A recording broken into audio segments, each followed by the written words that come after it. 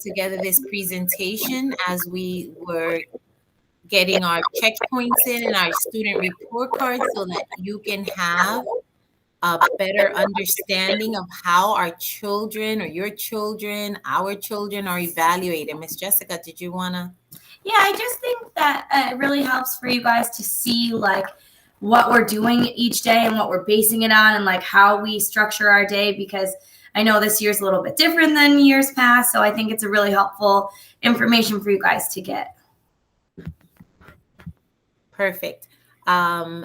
Como dije anteriormente, la presentación va a ser primordialmente en inglés, pero va a haber información en español. Si necesitan o desean cualquier otra clarificación, por favor, me pueden llamar y yo les facilitaré todo. All right, we're going to start. Okay, Miss Jessica. The objectives today, we're going to look at what the areas of development are, development and learning for our preschoolers, how we assess them, what we're looking at every day. Understanding, ¿verdad? Entendiendo qué es apropiado para el desarrollo de los niños a esta etapa.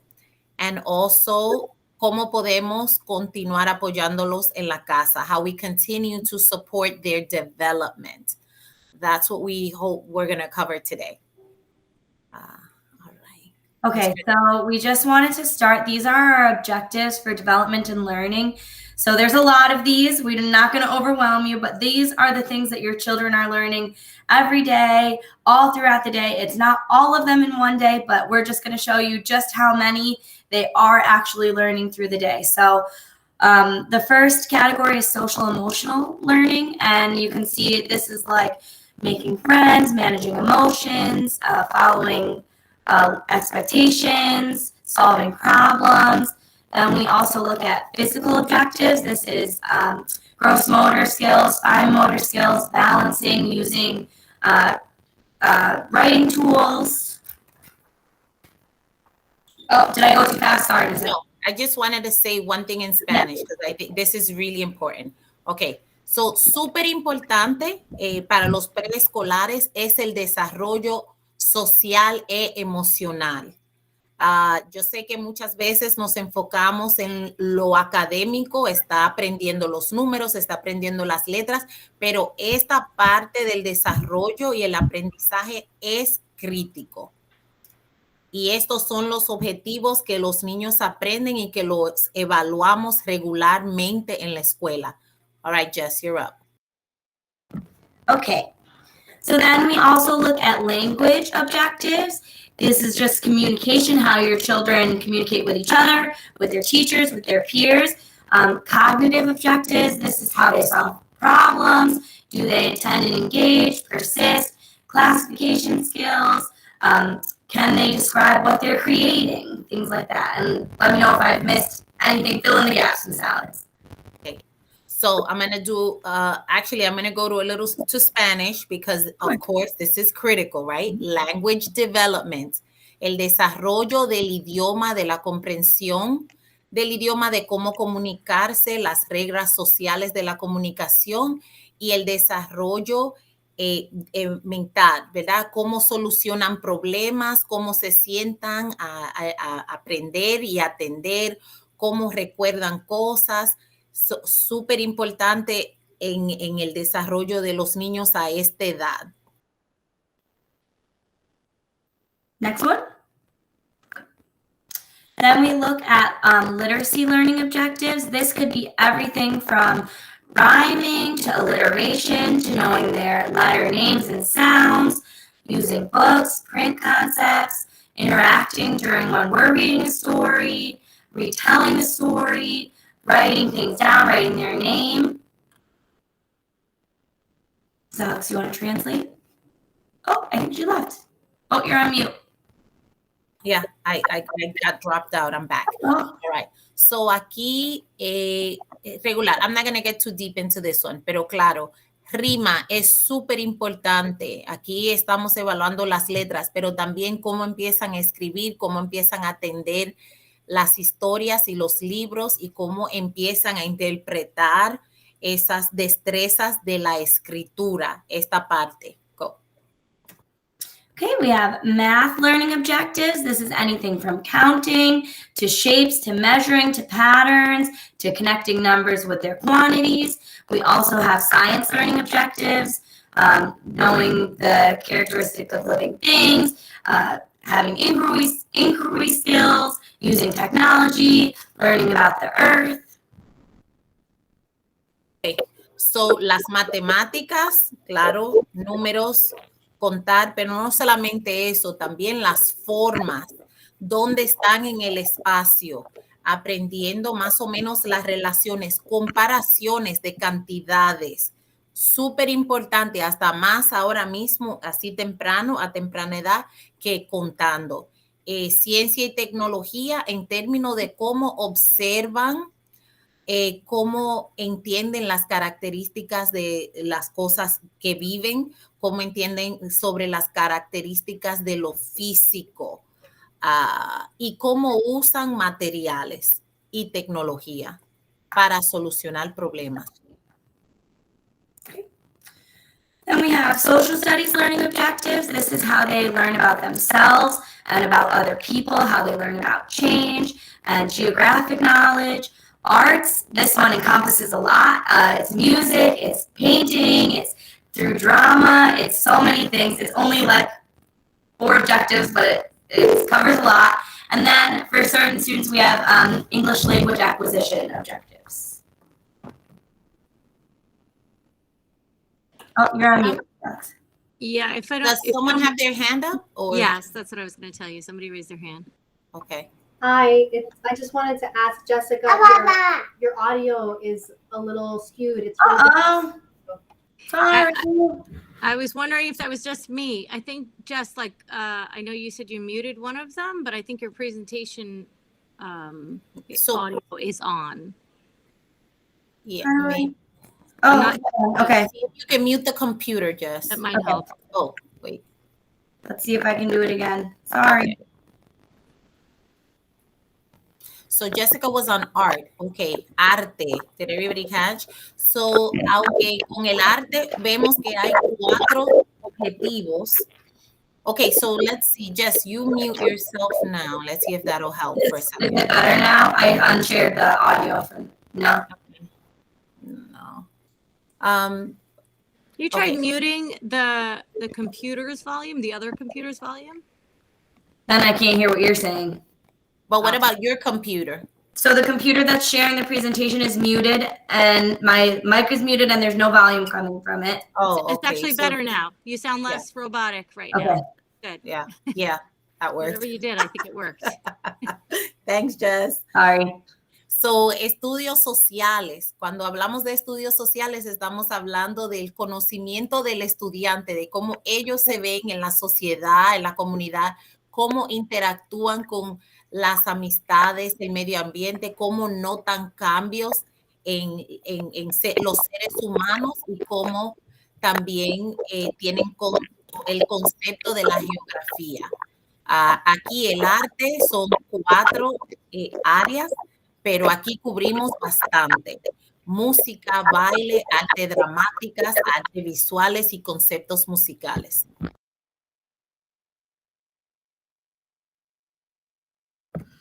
Okay, so these are what we look at when we are assessing your children. So on the bottom, you can see different, does my sound okay?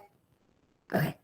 So on the bottom, you can see different color bands. There's the red color band at the bottom, and these color bands are taken from data. They're, I forgot the phrase, widely held expectations. Widely held expectations. So the red represents the age 0 through 1 years. The orange is 1 to 2 year olds. The yellow is 2 to 3 year olds. The green is where the green and the blue are where we will look at. So the green is 3 to 4 year olds. The blue is 4 to 5 year olds, and the purple is 5 to 6 year olds. So all that this is saying is that the majority of 3 year olds who, from the data that's collected, fall into this green bar area. So it's not saying that if your child is 3, that they need to be right in that green. It just helps us to to understand where the widely held expectations fall. So Ms. Alex, I don't know if you want to explain a little bit about this particular. I wanted to also add to that. So, and I just want to just be clear. Your child may start with us and they may start at the yellow in the 3-year-old program, and that is okay. We're working with them to get your 3-year-old somewhere in that green band, your 4-year-old somewhere in that blue band. Your kindergartner would be in the purple band. And this is what we're looking at. And I'm going to say something in Spanish before maybe we talk about this thing symbolically, or we'll go to the next, the writing one better. Miss Alex, Okay. before you go there, I just wanted to add also that the green band is for, you know, the majority of average children in that range. It doesn't necessarily mean that every single child will be in that range. Some may be below, some may be above, and that's okay. It just tells us where they are and where, you know, it's the widely held expectations are that a child should be, but sometimes they're just not there yet, and that's okay too. Sometimes they've surpassed it also. Yeah. And there are these color bands. We're showing you a few that we picked, but for each of those objectives that we showed you in the previous slides, there is a color band that shows the widely held expectations for each of the learning objectives that we do every day. So I'm going to say, let me say in Spanish. Okay, en español, amigos y amigas, padres, tías, tíos, estas bandas nos indican dónde están la mayoría de los estudiantes en ciertas edades. Okay, de aquí son los pequeñitos, aquí los de 1 a 2 años. Nosotras nos concentramos en el preescolar en la banda verde y la banda azul. Ya la banda morada vienen siendo los que están en kindergarten. No quiere decir que todos van a estar aquí, todos los que tienen 3, ni que todos los que tienen 4 van a estar aquí. Es posible que cuando empiecen con nosotros estén en la parte número 2 y nosotras como maestras trabajamos con ellos para que ellos vayan avanzando. Algunos pueden estar aquí, otros ya más avanzados. Hay algunos de 3 que ya ven que pueden estar aquí en el número 4, también como alguno de 4. No quiere decir que el niño está atrasado, quiere decir que nosotros sabemos dónde están y cómo los apoyamos para llegar a donde deben estar. Okay, so that's the other thing, parents. This helps us determine, right, where they are. And it helps us as teachers, these bands, right? We're using this to plan where we would like them to go and what those next steps are within their developmental stage. So here's my 3. And, you know, here's our 3, maybe this number 4. We're not looking to get that 3 to a number 7 or maybe even all the way to a number 6. We're meeting your children where they are and helping them grow to ensure that they're developing and progressing and they're within that stage. Good. Can I get some thumbs up? All right, let's go to the next one. Okay, this is our favorite. Go ahead, Miss Jessica. Okay, so this one is really great. We picked it because it has pictures to show you and because, you know, it's one of those ones that we're doing all the time. So this one is emergent writing. So if you look, if you're a 3-year-old, the widely held expectations for a 3-year-old could be anywhere from this number 2. You'll see in Lily's writing her name with controlled linear scribbles. That's saying that it's developmentally appropriate for a 3-year-old to write controlled linear scribbles. And even if they're not quite there, if they're at their 1, like Ms. Alex was saying, we just know that we'll work towards that number 2. Or it could be all the way up to a 4, writing letter strings like Emma's example shows. So this just gives you a nice visual representation of the progression that you might see from your child from the beginning of the preschool year, even to the next year. And keep in mind, 3-year-olds get to have 2 years with us. So we might move through the green to the blue. Anything else you want to add, Ms. Alex? Thank you, Ms. Jessica. So aquí, padres, pongan mucha atención. Así es como los niños escriben a esta edad. Ahí es que están en su etapa de desarrollo. So, un niño de 3 años, más o menos, aquí puede estar en la banda desde el 2 hasta el 4. Algunos están más avanzados, pero todo esto quiere decir que están donde deben de estar en su etapa de desarrollo. And notice also how number 4, a 4-year-old can be right here at number 3, and that's okay. And they can work up to this number 6. And even if they finish preschool and they're not worked up to number 6, that's okay, because they can still be at a 4 or a 5, and they will be fine because they will all learn how to write their name. All right. Okay, this is another one. This is identifying names and letters. So you'll see that in the 3-year-old range, it could be anywhere from recognizing a few letters in their name to recognizing 10 letters, especially those in their own name. And then for the 4-year-olds, it's widely held expectation that they could recognize a few letters in their name all the way up to, again, it's pretty similar for those 3 and 4-year-olds. So like Ms. Alex said, you know, they will get to know their letters. If they don't know all of their letters in their name at 3, that's within their expectation. Súper importante aquí. Esta banda nos enseñan cuántas letras en el alfabeto debe de saber un niño de 3 años, la verde, y de 4 años, la azul. Es posible, y voy a estresar, los niños reconocen las letras que tienen significado para ellos, las letras en su nombre y las letras en los nombres de las amistades. Eso es lo que están viendo. No importa que el niño se siente y te diga el abecedario completo, no siempre van a reconocer la letra en las diferentes partes del medio ambiente donde se encuentran naturalmente. I'm going to say one thing, Miss Just, which I think I said in Spanish, but kind of rushed through it. Sure, maybe they can sing the ABCs and you can show them flashcards and they'll do that. We really focus on those letters in their name and their friends' names and in their environment, right? So this flashcard thing, what letter is this? That's not working for us. If you're walking in the street and you see a stop sign, then there you go, and you can say, oh, it's a stop sign, STN. Do you see that letter? It's in your name. Oh, Phoenix, there's a P, right? And you go to the Stop and Shop. Oh, Phoenix, look that's your letter. What letter is it? And that's fine. It's the letters in their name, the letters in their friends' names that they're recognizing. Notice there's 26 letters in the alphabet. Here's the kindergarten, all the purple band. They're not necessarily recognizing all of them, and that's okay.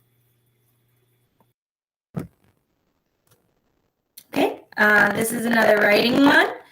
This one is writes to convey meaning, and you can see again the wide span that they can have over their progression. So at 3-year-old level, you can control linear scribbles all the way up to letter strings. And for a 4-year-old, mock letter strings all the way up to early invented spelling are within their held expectations. Okay. Aquí estamos viendo cómo ellos escriben con significado. Muchas veces pueden hacer cualquier dibujo, pero nos dicen a nosotros y nos dictan, esta es mi mamá que fue de compra, y nosotros escribimos lo que ellos nos dicen y está perfectamente dentro de su etapa de desarrollo. Verde, los de 3 años, azul, los de 4 años, y así ven, pueden ser símbolos, pero si lo escriben, nosotros lo escribimos, lo que ellos nos dicen. So parents, another way that we use this, maybe you'll notice that they'll bring pictures home. So we are their scribes. This is how they convey meaning. They'll do their scribble, their drawing, and whatever we write is exactly what they're telling us. And that's perfectly acceptable.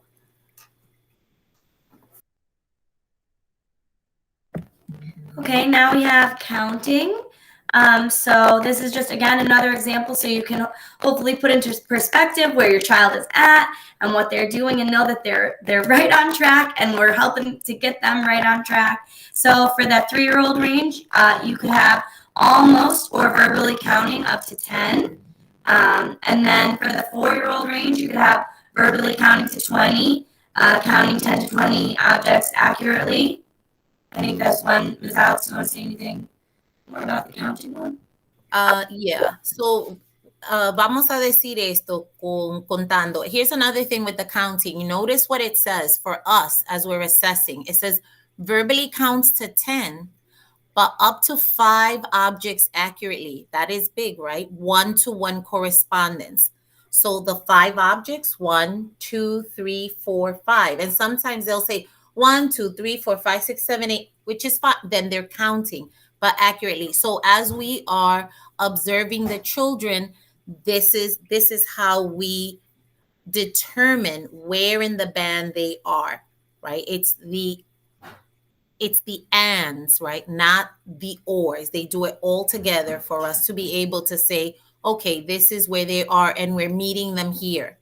And then how we use this is if they're at 3 or at 2, we're meeting them here. We provide them with practice to continue to do that in their natural environment in an authentic way.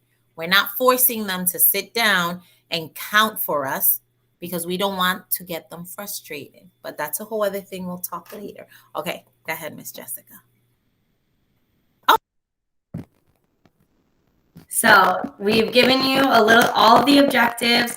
We've explained what they mean and how we use them. And now we're going to show you a little bit of what it would look like in our everyday preschool life. So just one thing. Oh, sorry. Let me go. See, preschool is a place to develop lifelong learners. We want them to love to learn. We do not want them to feel frustrated. We are not focused on what they do not know. We are focused on what they know and all of the possibilities. So la escuela preescolar es un sitio donde desarrollamos personas que van a seguir aprendiendo por toda su vida. Y lo importante es no frustrar a los niños. Los encontramos donde están, nos enfocamos en lo que ellos comprenden y lo que saben, no las deficiencias, y de ahí los ayudamos a crecer. Okay, so we know a lot of times the kids will go home and they'll say, you'll ask, what did you learn in school today? And they'll say, I don't know, or I played. And here we're going to show you exactly what they're learning while they're playing, while they're interacting with their centers, while they're talking to their friends. And this is just a few examples because they're learning a whole lot more. So in this picture, they're playing. Oh, there's 2 different ones here. So I'll look at the blocks and they're building with blocks. But what are they learning? So Miss Alex and I went through and we picked out some of the key. Now keep in mind, this is not all of, but these are the main learning objectives that they are reaching through their interacting in the block area, building with their friends. So we have interacting with their peers, making friends, balancing needs of self and others. So they're learning sharing, they're learning taking turns. They're using their fine motor skills to build. They're engaging in their language with their self and their teachers. They're attending and engaging. They're solving problems. What happens if that block building falls? They have to figure out how we can build it back. We have to solve the problems. They're using creativity, showing flexibility in thinking. They're thinking symbolically. This block might be a driveway, or it might be a castle part. That's up to them to decide. They're counting. How many blocks tall did you build your tower? They're understanding space. Where are you putting that block? Above, below, next to? They're understanding shapes. What shape block do you need next to build? And they're thinking about what could happen next using scientific inquiries.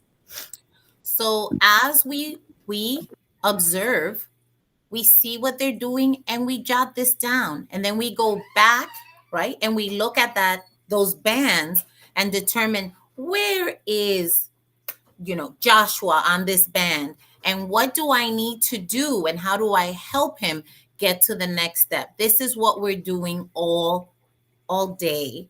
And we don't necessarily look at all of these things and assess for all of these things in this one shot, but we can. These are the many things that we look for. We're doing this every day. This picture here, oh, look at that. These girls were looking and observing. They were working together and trying to figure out how far will this air blow that ball. And some of them try to blow and some of them use the blower. And so they're using science. And this is something you can do at home with anything. Will it sink? Will it float? Can I use that blower? How far will it go? It's in the kitchen.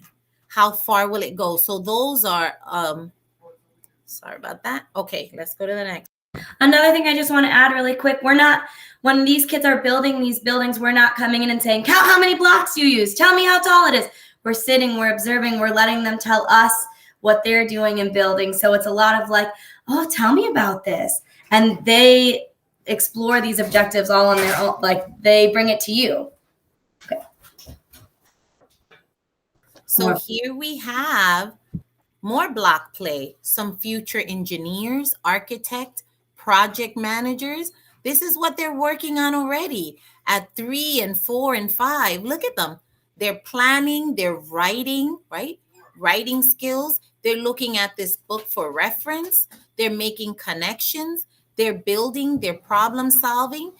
They're doing the same here. This is how hard they're working every day towards those future goals.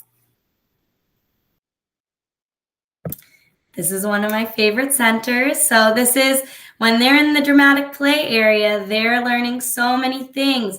They are sharing, they're writing menus down, they're taking orders, they're looking at those numbers on the cash register, they're handing out money, they're engaging in creativity and imagination. They're pretending to call on the phone to place an order and they have to push the buttons and write down the phone number.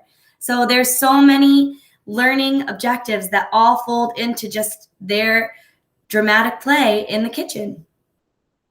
They're learning about different cultures, different foods. Jessica, I was just going to point that out, right? And there's some social studies, diversity. So I'm going to go to a little bit of Spanish. En el área de juego dramático, ellos están aprendiendo números, teniendo conversaciones, clasificando, pensando simbólicamente, tomando notas. They're recreating, reenacting what they see you're doing when you bring them to the supermarket or you're cooking at home. And this is why this is so connected and why you are so important in our partnership, because they bring this to school. You hear them talking about what they're cooking, how they're making it. And they learn that from you at home. And then they come to school, they share with friends, they learn from each other. And we add things to our dramatic play area to help them continue with their play and their growth.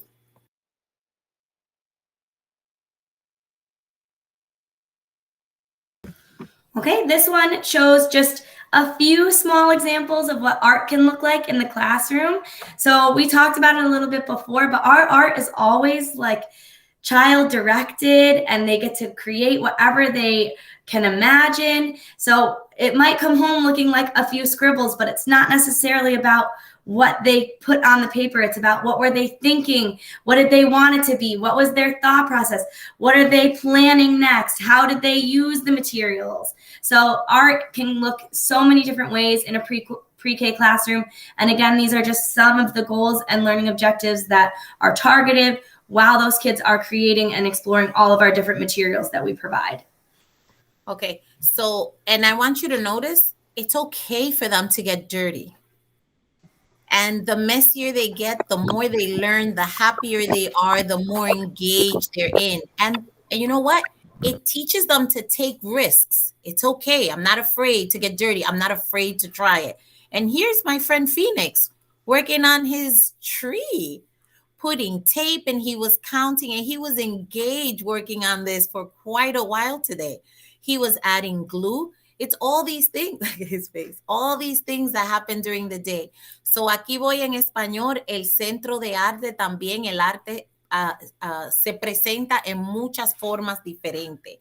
Y ellos pueden venir a la casa y traer algo que uno dice, ¿y qué es esto? Pero es el proceso en que ellos se involucran, lo que piensan, lo que hacen, cómo lo desarrollan, cómo se ensucian, cómo, very, very tactile, cómo lo tocan y a ellos le encantan eso.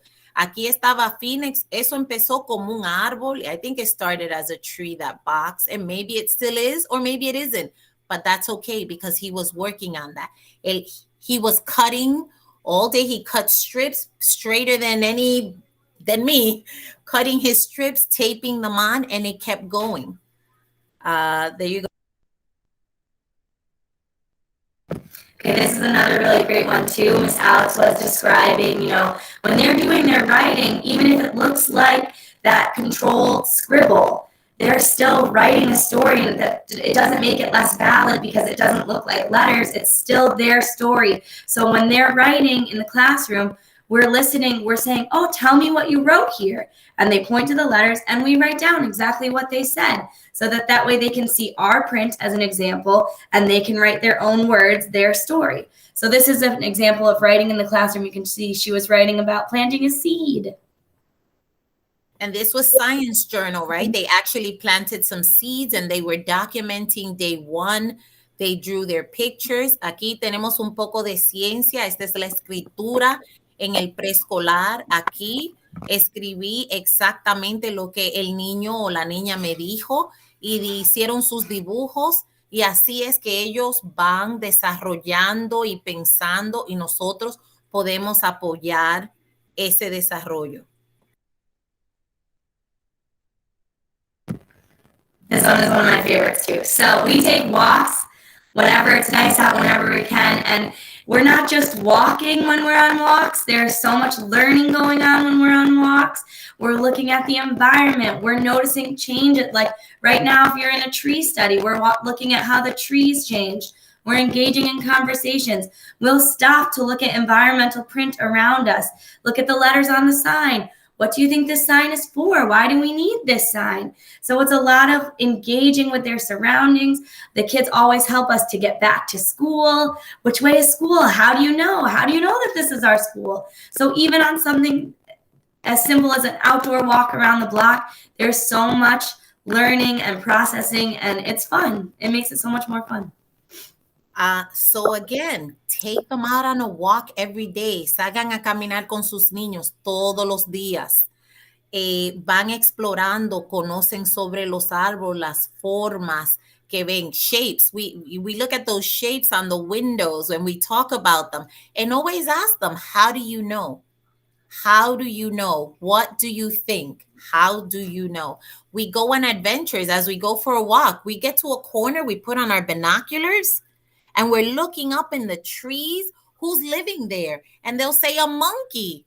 And then just pretend with them and have fun. Sure, it's the monkey. What is the monkey doing?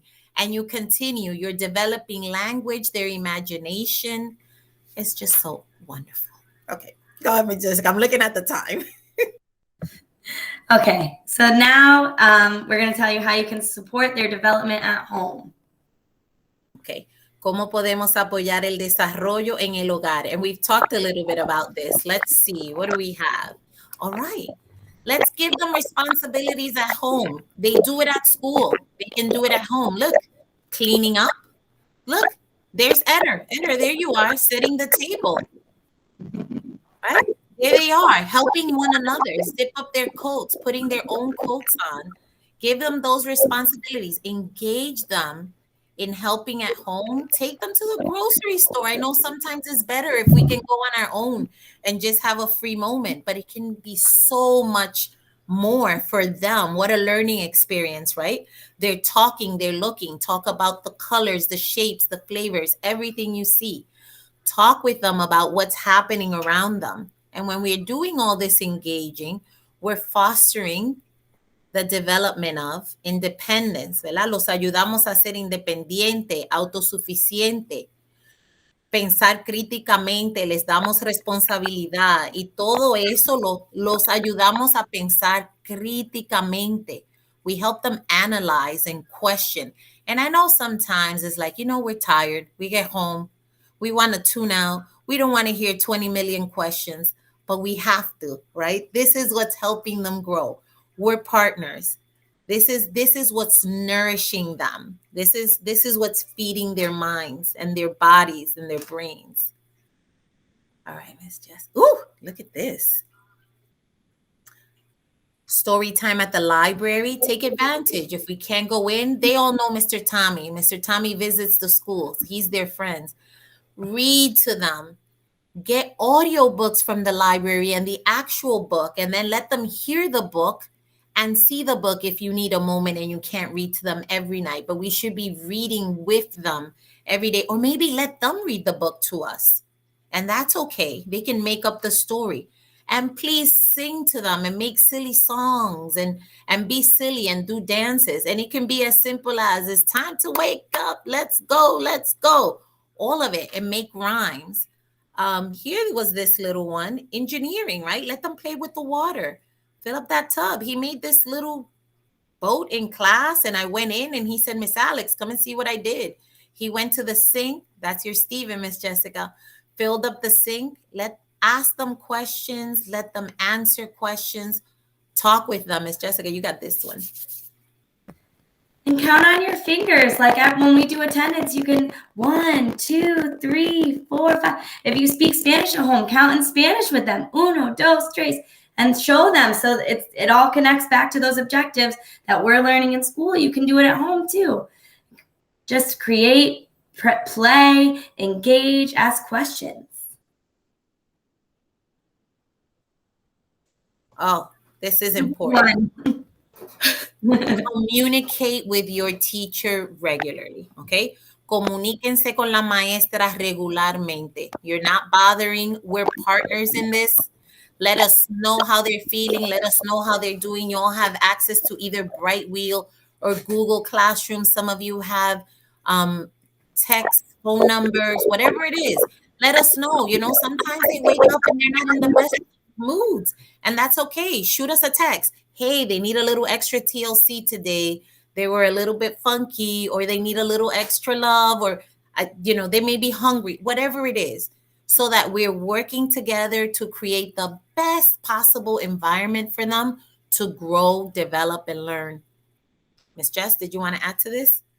Yeah, I think it's the same way that we'll try our best to keep you updated on their day. If they had a little bit of a rougher transition in school, or if something, it's just that we're creating a team. So we want to be on the same page. So it really helps, just a small message in the morning of, oh, we woke up a little bit later, so we're not on our usual schedule. It all just really helps that we all are on the same page, because we're really just trying to give your children the best possible day that we can give them.